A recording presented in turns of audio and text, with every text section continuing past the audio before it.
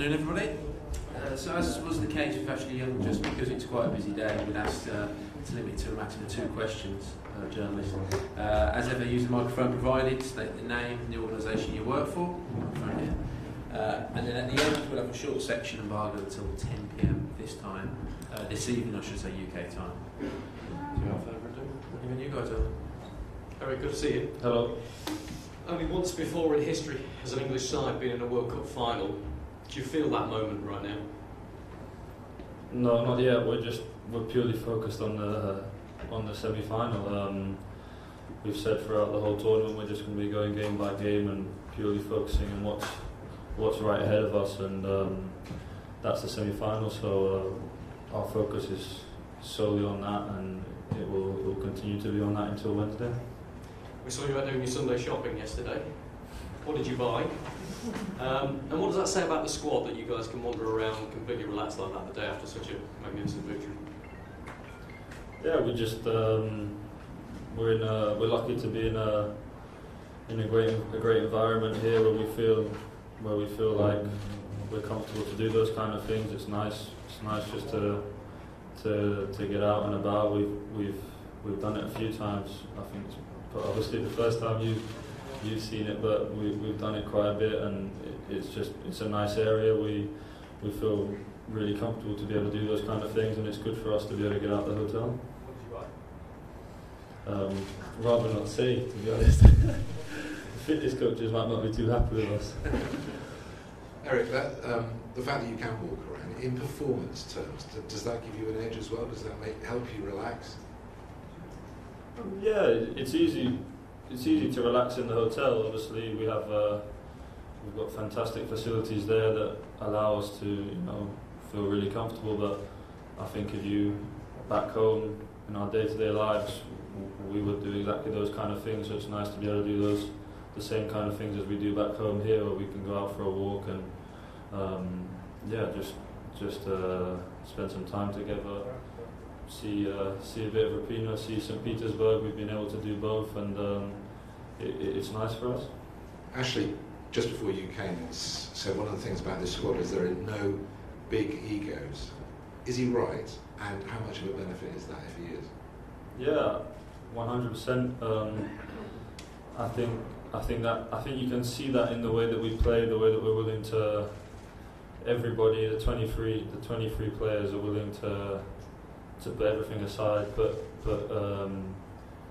whatever their personal interest might be, purely for the team to be successful. And I think you can see that in the way that we play, the way that everyone's willing to fight for each other, everyone's willing to do everything, help your teammates. The way we train during the week is fantastic. Always with extremely high intensity, everyone pushing each other.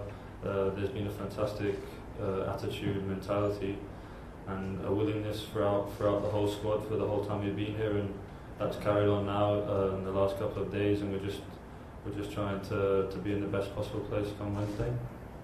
Harry, you were part of that England squad at the Euros 2 years ago that was beaten by Iceland in Nice. If you'd said to somebody then that 2 years later England will be on the verge of a first World Cup final since '66, they wouldn't have believed it. Can you put your finger on what exactly has happened in that short space of time to get you here? Yeah, obviously after the Iceland game, we knew that things needed to change, and I think there's been a lot of changes since that moment. It was a moment where we were obviously extremely disappointed, and we knew that we couldn't let that happen again, and we wanted that to change, and we knew that we could only make amends for that moment here at this World Cup. Nothing else would fix what happened then, and that's what we've been trying to do. I think over 2 years is a long period. It's been a long process since then, and as I said, a lot has changed, and we've put everything in place. We've learned from our mistakes, which is the most important thing, and we've made things right. And we've seen the way the country has got behind us, and the happiness that we're giving out at the same time, and it's fantastic to be a part of. And we're just really happy with that we're at this moment. But at the same time, we're so focused now on Wednesday because we believe we can continue this great journey. You have made amends, everyone agrees with that, and if you go home, well, you're not going home at this stage, you're going to be playing 2 more matches, whatever happens now, but regardless of what happens on Wednesday, you'll be feted as heroes, having restored the pride in the team. You've overcome the penalty jinx thanks to you, you've got past the quarter-finals.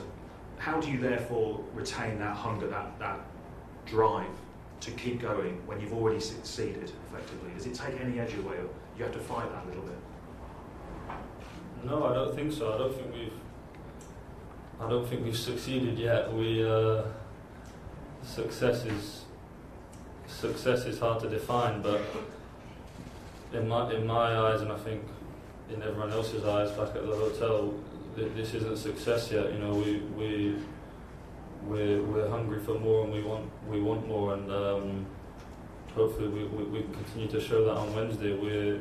After the game against Sweden, we purely just switched our attention now to Wednesday, and we're still as focused as ever on that game, and there's been no complacency, no talk of anything else other than Wednesday, and we're so focused on that, as we have been. We've just kept things the same throughout the whole tournament. For every game we've kept the same things in place. We haven't changed anything, we just keep going in the same way, and we hope to continue that now leading up to Wednesday. Gary Brown, beIN Sports. Eric, Sir Alex Ferguson used to say that it was important to get a team and a collective to win a trophy, because the minute that's won, there comes a new hunger, a new collective. You created history. Is there a new hunger, a new collective after that penalty shootout win to create more? Yeah, we really enjoyed that moment, and at the same time we knew how much of a huge moment that was for the country, for English football. Having won, first of all, a knockout game, having been so long, and then secondly a penalty shootout, we knew those were 2 things that were put to bed that night. So it was a really big night in that sense, but at the same time we enjoyed that night, but we know that there can be even better nights the longer we go in this tournament, and that's what we want to do. So we've really just, the minute one game's finished, it's hard to imagine, but we've really just switched our attention to the next, and that's been the mentality so far. And we've loved every minute, every game. We enjoy it, but we know that there can be a lot more enjoyment if we continue on the same path. Congratulations on your tournament, but if you don't mind me asking about your teammate Kieran Trippier. The world is fascinated by his mercurial rise. Can you talk us through that and how he's achieved it, and is he currently the world's best wing back at the moment? Sorry, his what? You said his something? Is he currently the best in his position? His rise up. Oh, his rise. And is he the best in his position now in the world? Yeah, he's had a fantastic tournament. I'm so happy for him. I think it's fully deserved. I feel like this season and last season, but especially this season at Tottenham, I think he's come on, so much. Maybe that hasn't been noticed as much as it should have been. So it's not so much of a surprise, but I think the level that he has shown throughout this tournament has been incredible. His consistency. Obviously, everyone's comparing him with Beckham, which is fantastic for him. I think his delivery throughout the whole tournament, his aggression, not just offensively but defensively as well. I think he's been fantastic, and his consistency has been incredible, and he fully deserves it. Hi Eric, Sam Lee from Goal. There's been a lot of talk obviously about Raheem Sterling and his role in the team. Can you explain what his role is, and especially for you as a midfielder, what options does he provide you when you're in possession? Yeah, obviously I think, first of all, the way that Raheem's handled everything throughout this process, from when we met up until now, has been incredible. I think the way he goes about his job has been fantastic. His attitude is fantastic. His work ethic, fantastic as well. He offers so much to the team. His willingness to make forward runs. His quality in possession. He can come short and link the play, and he can make runs in behind.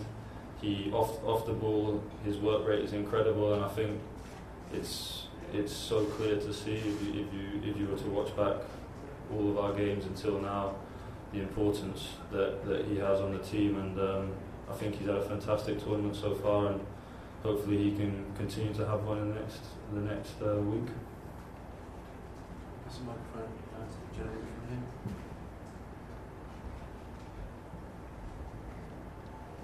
Thanks, guys.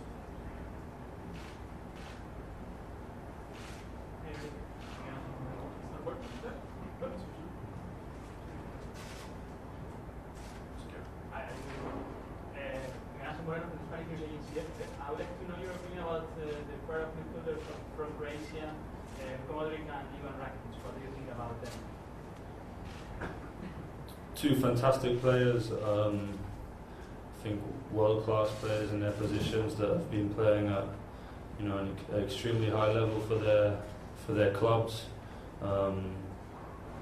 Rakitic at Barcelona, I've never played against him before, so it's difficult to observe as much. But Modric, we played against him 2 times this year with our club, and obviously everyone knows as well from his time in the Premier League, he's a fantastic player that can create magical moments, and I think he's been one of the outstanding performers so far in this World Cup. So obviously 2 great players, everyone knows that, but hopefully we can do our jobs on Wednesday as a team and as individuals and contain them. Okay, did our technician want to put the microphone in? Is it for the live section? Live? No, live.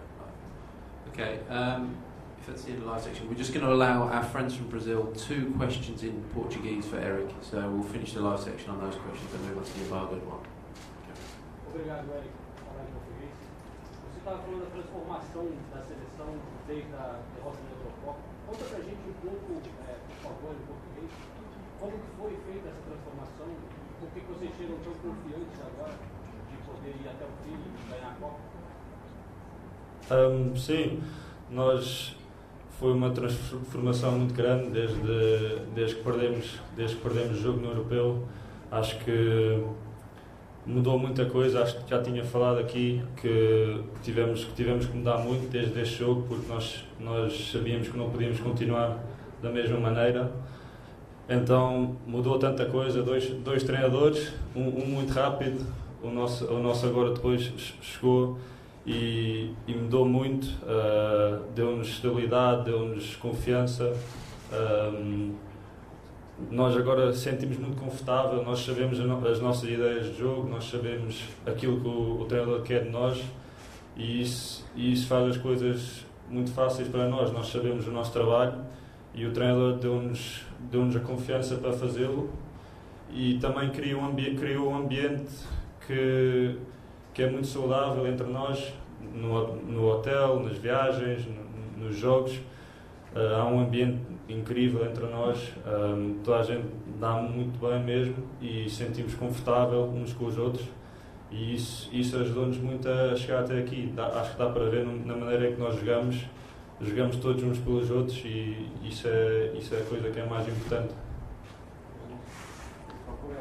Gabriel Neto, Fox Sports Brasil. A gente percebe muita confiança e entusiasmo da torcida, do povo inglês, como talvez não tenha acontecido há muito tempo. De forma isso afeta vocês, isso é bom para vocês? Como vocês veem essa responsabilidade de dar essa alegria do bicampeonato para a Inglaterra? Por favor. Sim, primeiro há tanto tempo que nós não chegamos a este ponto, não é? Por isso é normal que o povo inglês esteja tão feliz. Há um ambiente incrível na Inglaterra que nós sentimos aqui também pelos telemóveis, pela internet.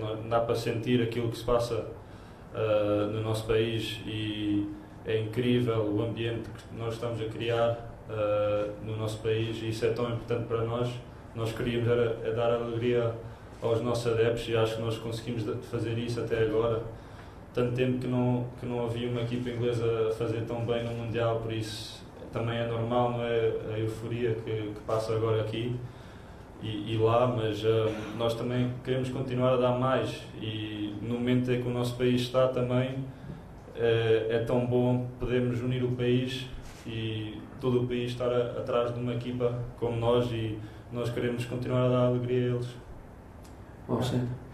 Okay guys, we'll move on to the embargoed section for now from 10 PM UK time.